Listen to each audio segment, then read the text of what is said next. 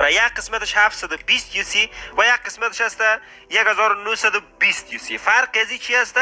در اینجا کاملا در این ویدیو معلومات میدیم. اگر از ویدیو خوشتان آمد حتما این ویدیو را لایک کنید، با دوستان تا اشتراک سازید. نظر، پیشنهاد، انتقاد حتما در قسمت کامنت نوشته کنید و تشکر زیاد از تک تک شما به خاطر که زیاد کامنت های انگلیسی نوشته کردید. تقریبا مشکل ما حل شده.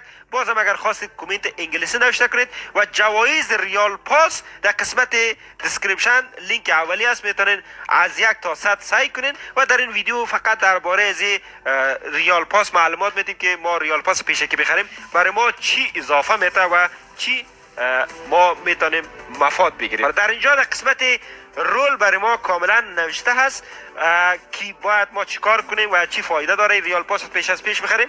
من این کاملا خلاصه براتون معلومات میدم. در این قسمت پری آردر ناو کلیک کنید. در این قسمت پری آردر ناو نوشته است. در اینجا 720 یو سی. اگر شما 720 یو سی ریال پاس بخرین 1920 و یک چیز دیگه فراموش نشه که شما فعلا نمیتونید نصف ریال پاس بخرین. مثلا فقط شما میتونین 720 یو سی ریال پاس بخرین و ریال پاس که آمده بعد از اون شما میتونین 50% ریال پاس یک دفعه بخرین، 50%ش یک دفعه دیگه. ولی فعلا شما نمیتونین ریال پاس 50%ش بخرین. اگر شما 720 یو سی دارین فعلا شما میتونین ریال پاس پیش از پیش بخرین. او که فرقی نمیکنه 720 یو سیش. در اینجا یک دونه اسکین موتورسیکل برای ما میته 15 روز، پریمیوم کرید، کلاسیک کرید و یک دونه کارد میشن. این است ساده ایش.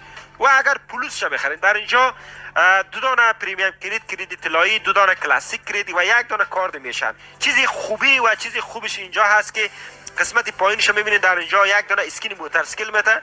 این در داخل ریال پاس نمی باشه. اگر شما پولوس کنید براتون میته. یک دانه دانس یا رقص یا ایمود آبگریتی میته که من براتون نشان میتم. در اینجا میبینید که این ایمود آبگریتی در سیزن گذشته یا که فعلا هستیم در قسمت A4 بود که ما گرفتیم، این را آبگرید کردیم و این دانس هم همین چیز است، هم آبگرید میشه و قبلا براتون نشان دادیم.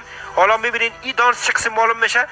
این دانسی که داخل ریال پاس است. اگر شما 1920 یو سی ریال پاس کنین این دانس براتون میته که بسیار یک دانس خوبش است. من در قسمت 1920 یو سی میگیرم و در اینجا چوکات عکس هم است که این چوکات عکس بر شما میته. وقتی پولوسش که میگیرین ریال پاس که خریدین، وقتی ایرا شما ریال پاس که خریدین آر پی شما مستقیم 24 میشه، یعنی 24 مستقیم میشه. اگر ساده شه بخرین 24 نمیشه. فایدهش اینجا هست که آر پی شما 24 میشه و در قسمت اسکین موتورسیکل، اسکین دانس و اسکین این چوکات هکسش برای شما میته.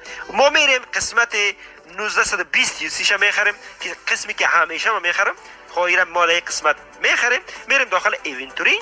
در اینجا میبینید ریال پاس ما در این قسمت آمده و ریال پاس تاریخ 14 میاد دوستان، ساعت 3 صبح به وقت اروپا و دیگه ویدیو براتون میسازم که در کشوری که شما زندگی میکنید ساعت چند ریال پاس میاد. تشکر، خداحافظ